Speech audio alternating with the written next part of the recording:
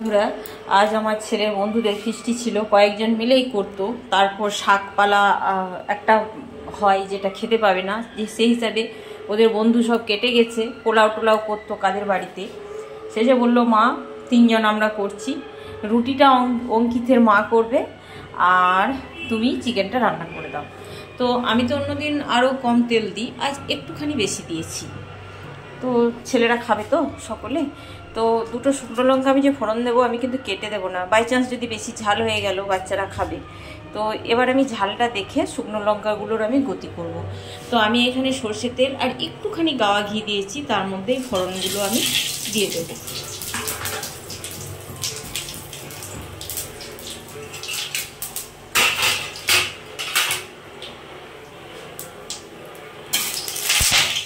বাপরে, চোখে মুখে পেয়ে যেত। তো আমি তো সে পরিমাণে তেল দিই না বন্ধুরা, তাই আমি ফার্স্টে আদা রসুন থেঁতোটাই দেবো, কারণ এটার কাঁচা গন্ধটা যেন চলে যায়। তেল দিয়েছি কিন্তু সে পরিমাণ নয়, ডুবো তেল আমি কিন্তু মনে হয় আর জীবনে আমি দেবও না, মানে তেলের হাতটা আমার এতটা কমে গেছে।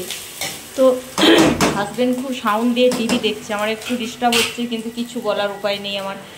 আর এই যে একদিকে দুধ চাপিয়েছি, দুধের আমার সাইডগুলো ওই জামের ওগুলো সব পুড়ে গেছে, একদিন ধুতে হবে, সে অবসরটুকু আমার আর হচ্ছে না। কষা কষা করে রান্না করতে বলেছে, আমি এতটা কস্তুরি পাতা দেব, কারণ চিকেনের যে একটা আষ্টে গন্ধ থাকে সেই গন্ধটা মরে যায় কস্তুরি পাতা দিলে। আর এই মানে তেলের উপরে কস্তুরি পাতাটা দিলে মানে আরও সেন্টটা ভালো হয়। যেহেতু তেল কম দিই, আমার কিন্তু পেঁয়াজ এর থেকে বেশি ঘুরবে না। তো আমি কিন্তু মশলাটা এবার কষতে থাকবো।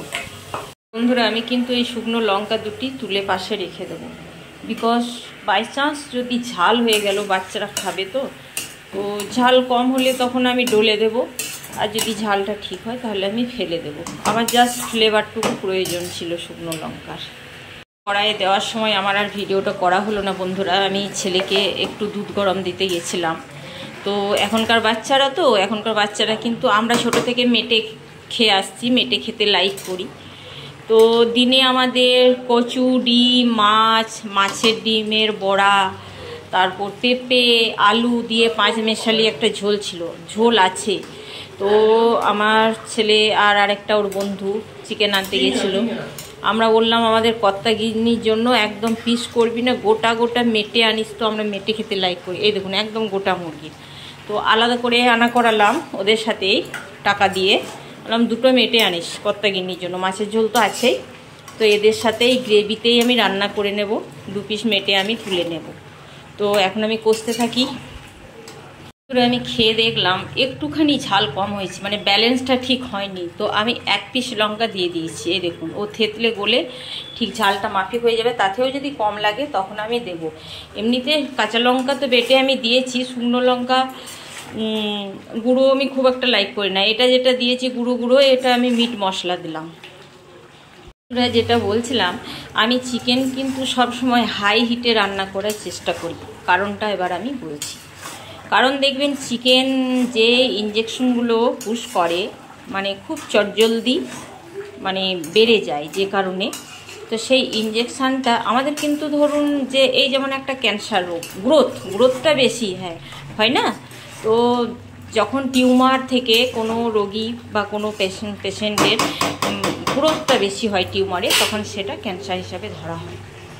ঠিক তেমনই ওই যে ইঞ্জেকশনটা পুশ করা হয়, তো আমাদের আগুনের তাপে যদি করোনা ভাইরাস মানে ব্যাকটেরিয়া মুক্ত হয়, মানে সব কিছুই।